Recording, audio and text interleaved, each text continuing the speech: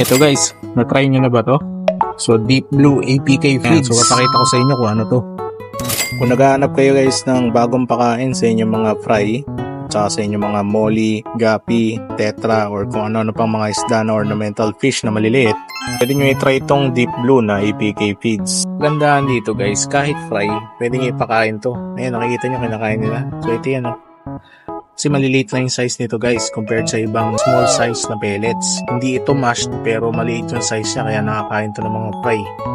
Mataas din yung protein content nito compared sa ibang feeds. Kaya mas maganda to sa pagpapalaki ng inyong mga fry at sa maliliit na isda tulad ng balon molly, ng molly at saka ng gapi.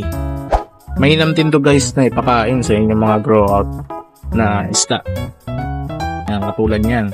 Gusto yan ng mga balon mollies ko dito, ng mga PKBM ko. Sa taas ng kanyang protein content, mainam to sa pag-grow out guys. So kung interested kayo, meron tayo dyan link sa lower left sa ating yellow basket para maka-order na kayo.